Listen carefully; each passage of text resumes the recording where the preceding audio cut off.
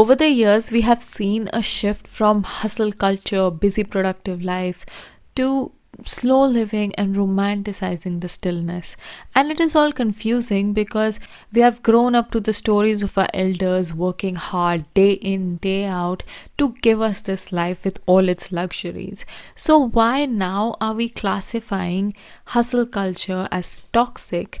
Is slowing down actually beneficial for you, or is it just an option for the very wealthy in society? I have some thoughts, so let's discuss all that in this episode of Just Another Conversation.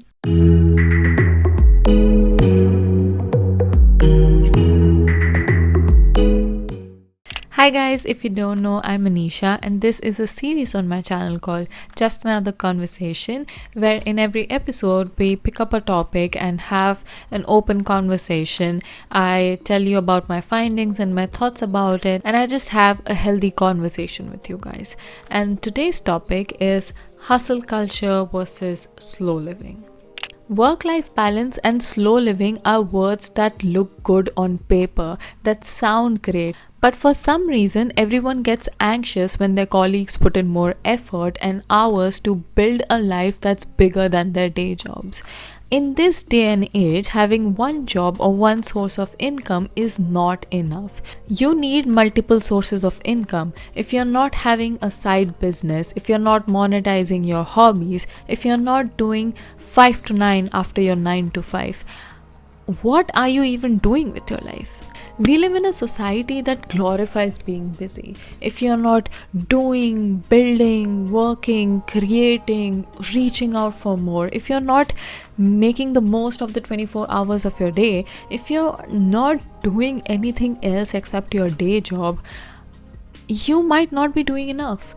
Are you even motivated or disciplined enough? Are you even determined enough? Even if you want to feel satisfied, you might not, because people around you are doing so much more. But looking at the economy, one might think that it's not just a social pressure. Like, yes, society glorifies being busy, but it's also because the economy is dipping, wages are still low and prices are going high. Nothing is cheap anymore. So if you want to live comfortably in a city such as London, you have to have multiple sources of income. And for some, there is no escape from this grind. In China, the term 996 is popular for corporate employees to work 9 a.m. till 9 p.m. 6 days a week, and that's considered normal. And if you have a problem with the system because the mental health and work-life balance, then you might just get replaced with one who doesn't. Being an entrepreneur is another example that comes with no excuses. You have to put in the hours to yield the results after.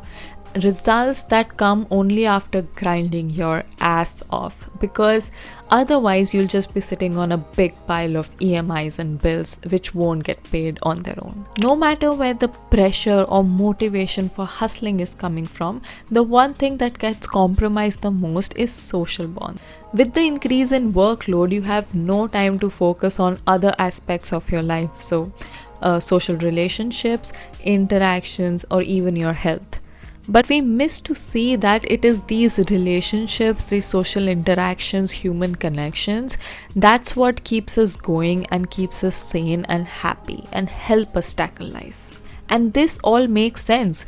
Continuously working for long hours may risk your health, your physical health, your mental health. You might get burned out. So a shift from all this was necessary. Slowing down was necessary.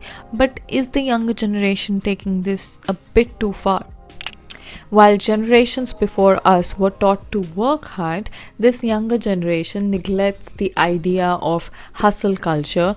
It promotes slowing down, promotes work-life balance.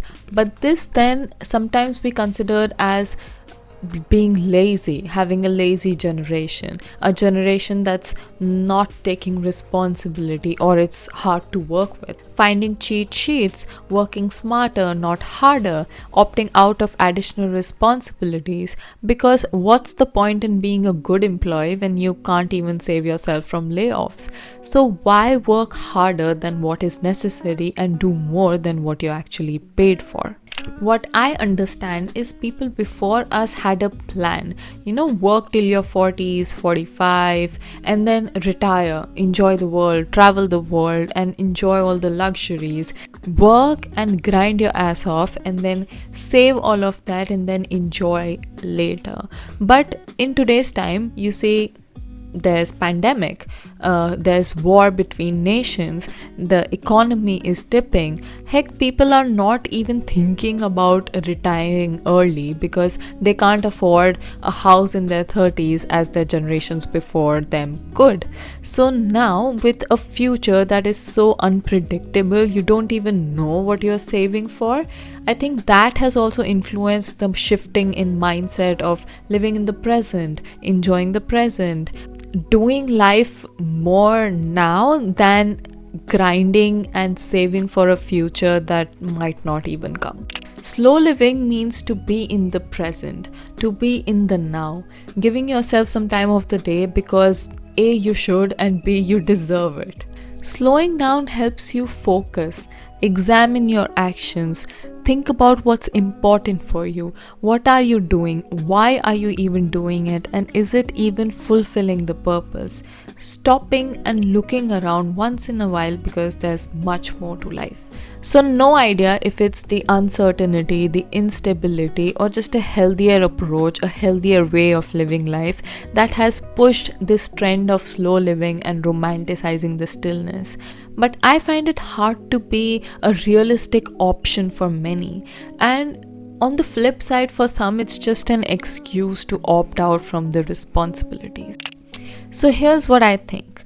Slow living is considered the art of doing less and living more, while hustling is considered a toxic trait. But people who don't hustle never go out to become something. Hard work comes first, and then you find ways to delegate tasks and appoint people, make systems, automate things, take time off work. So you are putting less time of work, but then you're getting the same amount of output. And when you are shifting your time and energy into doing something else, like socializing or having new hobbies, you are not doing less, you are just doing something else. So now your time, energy, attention is focused on another task and not just your work, which is, yes, healthier, but that wouldn't have been possible if you hadn't put in the time, effort, if you hadn't grind at your work, so that now you can take time off and relax and do other activities while not stressing too much about your work or career.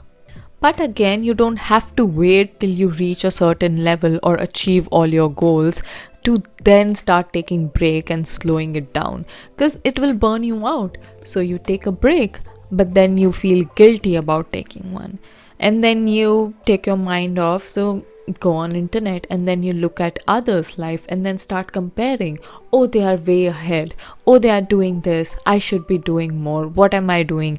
Taking a break. So you start working, and then you work continuously, and then it start affecting you. So you're like, I'm working day in, day out, so I should take a break. And the cycle keeps repeating. It's a vicious cycle. You are never present, and so you are not able to enjoy your life. You are not able to enjoy the relaxed, slow, chill days in your life, and you're not able to enjoy the fast-paced and hustle parts of your life. Always thinking and stressing about what's gonna happen next and what the future holds for you.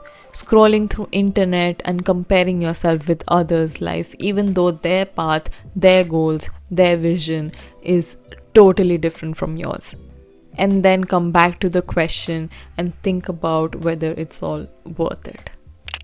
I wish life was linear, like you do X and you get Y as a result. I wish life was as simple, but it doesn't happen that way. For me, all of this just doesn't make sense. What am I doing?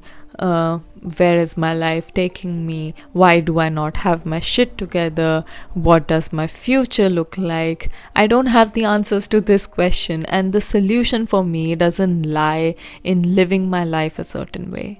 Every day is different for me. Some days I'm working 12-hour shifts, and some days I'm in bed for 12 hours. Every day looks different from the previous one. Not every day is a hustle day, but not every day is a slow day either. For me, the only thing that makes sense is being consistent towards working for your goals and life goals, not just career goals. So if that means putting in more hours, staying back at office so that you can prepare for your presentation tomorrow, you do that. If that goal for you is to strengthen bond with your family, you make plans, plan a trip so that you can spend more time with your family, you do that. It all depends upon your priorities and your goals in life, and trying to work towards it while balancing all that's going on in your life. There are a million ways you can live your life, and nothing is better or worse than the other. If something has worked for someone, it might not work for you, because their life and their experiences is completely different from your life, your goals, and your experiences. So it's not whether you should hustle or not. It's just you trying to listen to your gut and acting upon it because it knows what's best for you to do today.